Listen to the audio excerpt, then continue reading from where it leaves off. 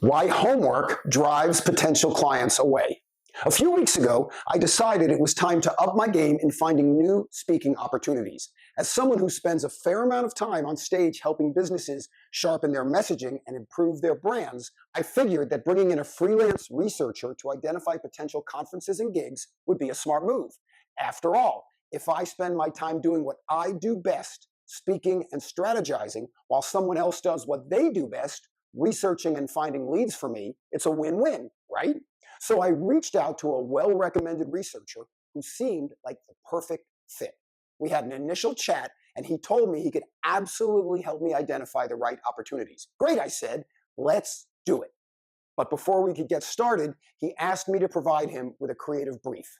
No problem, I thought. After all, I know a thing or two about briefs. I spent decades in advertising, crafting strategies for some of the biggest brands in the world. So I rolled up my sleeves and I wrote what I thought was a pretty thorough brief. I outlined the types of events I'm best suited for, detailed the industries I've worked with, and even threw in a few specific examples of conferences I'd like to target. It was a masterwork, if I do say so myself. Clear, concise, and actionable. When I sent it over, the researcher replied almost immediately. "This is fantastic," he said. "Exactly what I needed." Perfect, I thought. Send me a quote and let's get started. But then came the follow-up email, and then another, and then another. Each one was filled with clarifying questions. Can you tell me more about your ideal audience? What size of conferences are you looking for? Do you want me to prioritize virtual or in-person events? Do you have a preference for certain regions or countries? Now, don't get me wrong. These were reasonable questions. But here's the thing. I was already busy doing the work I hired him to help me with. And every time I saw another email from him, my enthusiasm waned just a little bit more.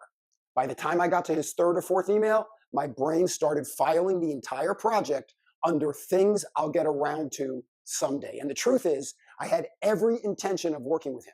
I wanted to pay him to solve my problem, but instead, he made the process so labor-intensive for me that I never got around to finishing my end of the deal.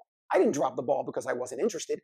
I dropped the ball because he put too many hoops between me and the solution.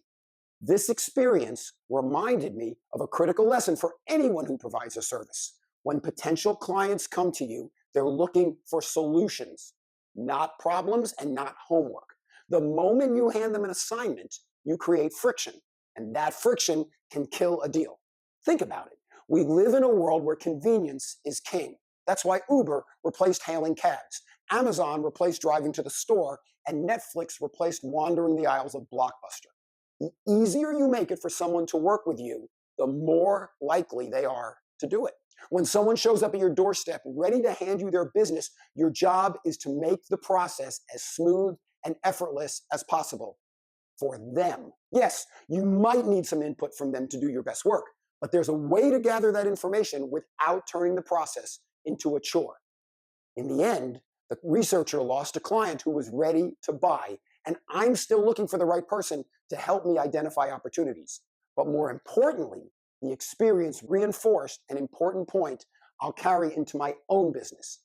If you want to build your brand, build your reputation, and build your client base, don't make your customers jump through hoops. Remove the barriers, smooth out the friction, and make it easy for them to say yes. Because when someone wants to give you their business, the last thing they want you to give them is homework.